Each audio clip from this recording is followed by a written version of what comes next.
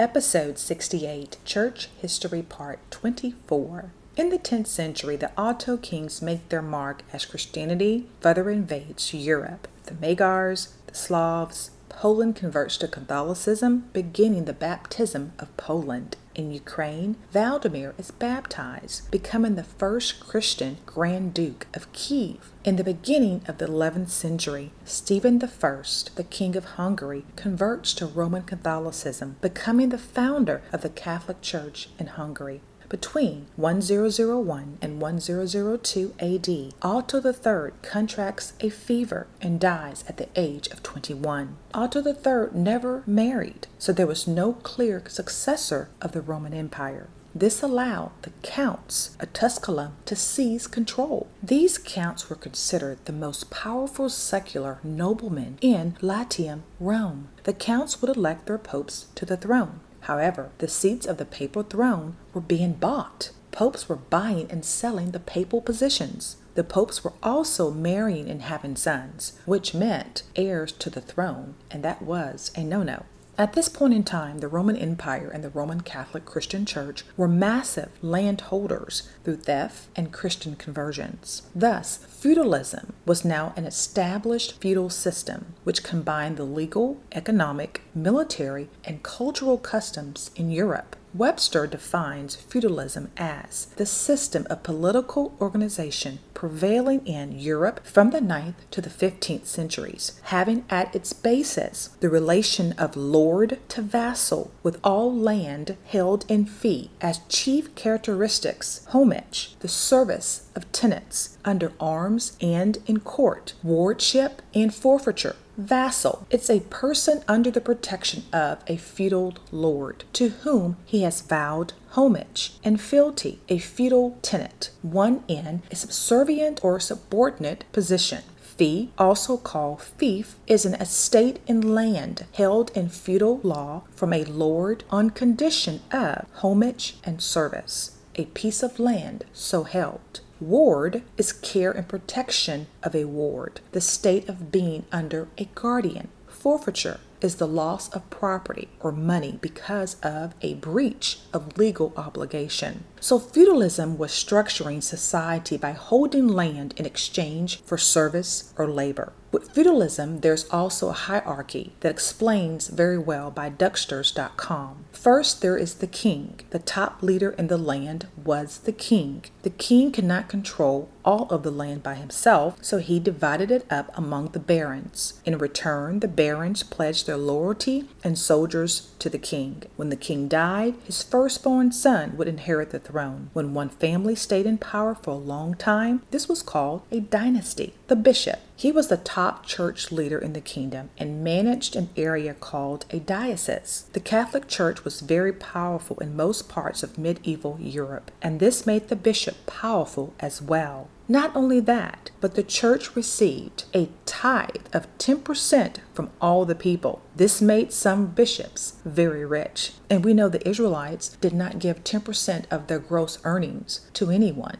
The next level, the barons and the nobles. The barons and the high-ranking nobles ruled large areas of land called fiefs. They reported directly to the king and were very powerful. They divided up their land among lords who ran individual manors. Their job was to maintain an army that was at the king's service. If they did not have an army, sometimes they would pay the king a tax instead. This tax was called shield money. Lords and knights. The lords ran the local manors. They also were the king's knights and could be called into battle at any moment by their baron. The lords owned everything on their land, including the peasants, crops, and the village. And the last level were the peasants or serfs. Most of the people living in the Middle Ages were peasants. They had a hard, rough life. Some peasants were considered free and could own their own businesses like carpenters, bakers, and blacksmiths. Others were more like slaves. They owned nothing and were pledged to their local lord. They worked long days, 6 days a week, and often barely had enough food to survive.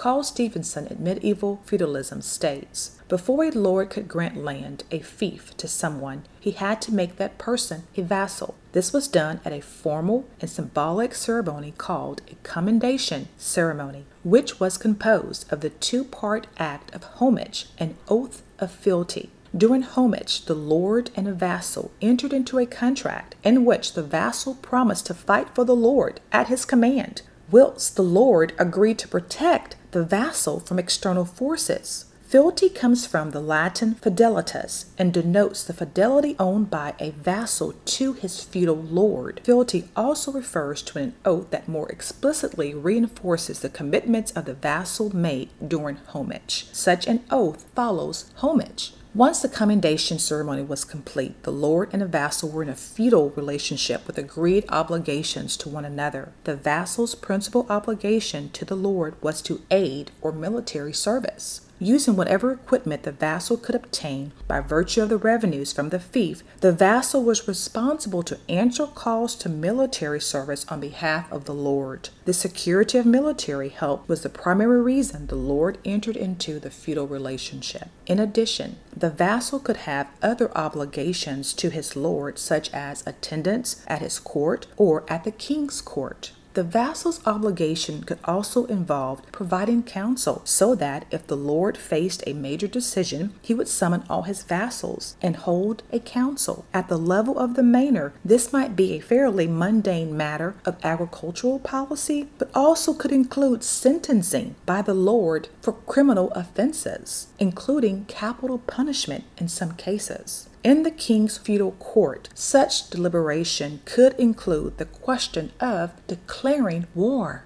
And these are only examples depending on the period of time and location in Europe. Feudal customs and practices varied. Feudalism, we see, is defining a king, a bishop, a lord, which is why we should never call Yah or Yeshua Lord.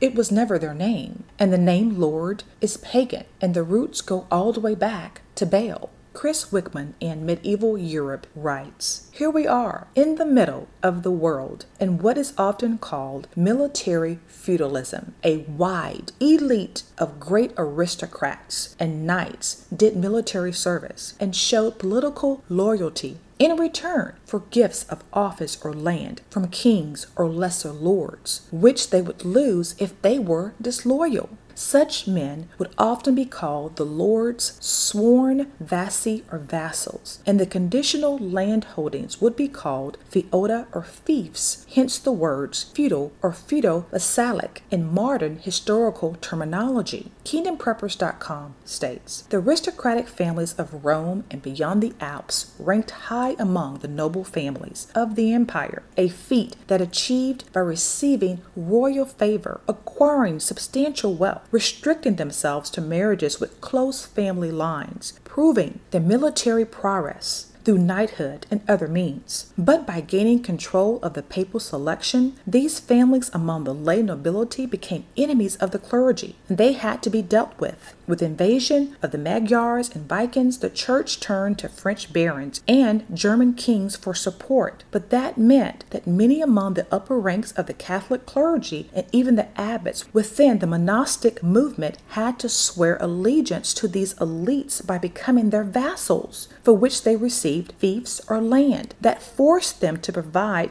feudal services to their new lords. These bishops and abbots looked to the Roman pontiff as the shepherd of the church and their true head on earth. So having to become vassals to lesser powers proved to be a problem. But the papacy was in turmoil due to various factions of this diabolical nobility. These opposing loyalties led to what came to be known as the Investiture Controversy, wherein a bishop or abbot who assumed office received two investitures. Supposed spiritual authority was bestowed by the church, but feudal or civil authority was bestowed by a king or noble, to whom the bishop or abbot was vassal. In this period, however, feudal lords and kings gained control of selecting and installing bishops and abbots and other clergy. In Germany, where the king's power extended to the control of the church, this was most pronounced. The church was in no position to challenge the power of the king or even lesser feudal lords. Widespread corruption and greed inhibited many from even attempting a change of the circumstance. Thus, feudalism and all it represented created classes of people in society, higher classes versus lower classes, bishops and lords versus the peasants, nobles. It created social and economic inequality. The top of the hierarchy controlled everything and became the wealthiest as the lower classes did all their dirty work. The lower classes would fight the hard wars and battles invading lands and bring all the loot or possessions to the king or to their lord, and in return get a small piece of land to be taxed on, or sometimes nothing at all depending on where you fell in the hierarchy. This go to war for me and I will give you this plan was the feudal system.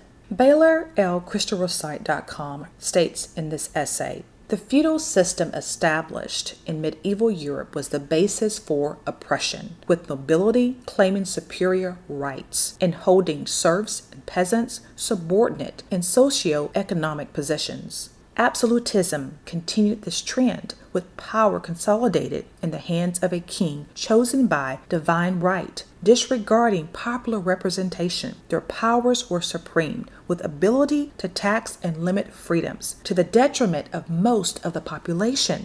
And yes, this feudal system is in operation today as Japhet and Esau run the world for now. In 1049 AD, Leo XI becomes the Bishop of Rome and ruler of the Papal States. He was considered to be a man of integrity and the most significant German pope of the Middle Ages. He favored celibacy for clergy in the Catholic Christian Church. Historians cited Pope Leo XI saying the clergy could not legally marry. Thus, one of Leo's first public acts was to hold the well-known Easter Synod of 1049, at which celibacy of the church down to the rank of subdeacon was required anew. Also, the Easter Synod was where the Pope at least succeeded in making clear his own convictions against every kind of simony, which is the act of selling church offices and roles or sacred things. It is named after Simon Magus, who in Acts offered to pay the disciples for the Holy Ruach. Encyclopedia.com states, Leo's reign marked the beginning of a true papal reform and of the liberation of the church from both the Roman nobility and German imperial entanglements. In 1054 AD, political and theological divisions caused a permanent split between the Eastern and Western churches, known as the East-West Schism. Churches had to form to Latin practices or be forced to close down. There were disputes about using unleavened bread for the Eucharist. The East was against the unleavened bread, which was a practice in the West. They had questions about Jesus being the additional origin point of the Holy Spirit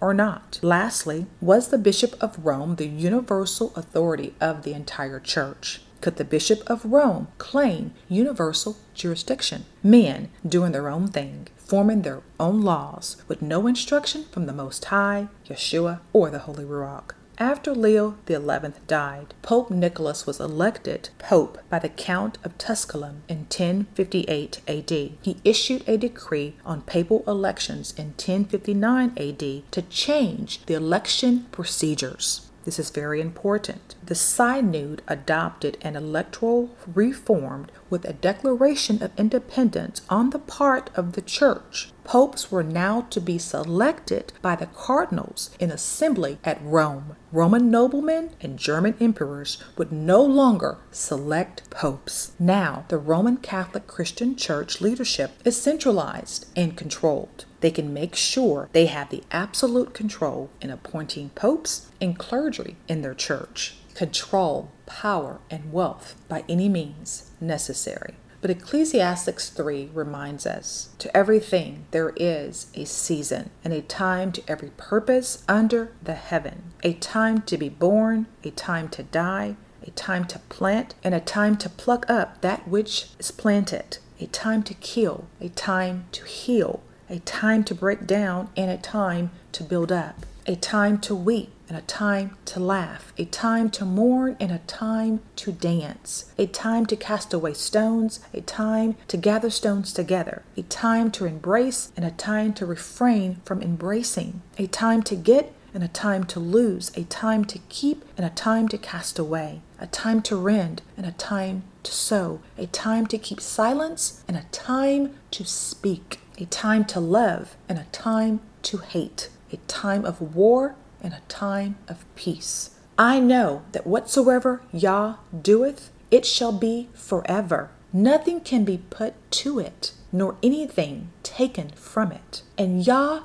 doeth it, that men should fear before him. As we seek truth, please seek truth with us. Please send questions or comments to info@truthwars.com or comment here. We don't claim to know everything. We just seek the God of Abraham, Isaac, and Jacob that knows everything. Let truth roar, let truth reign, let truth speak, and let truth set you and your entire family free. Truth roars, truth reigns, truth speaks, truth sets me free. Please see a podcast disclaimer at truthwars.com.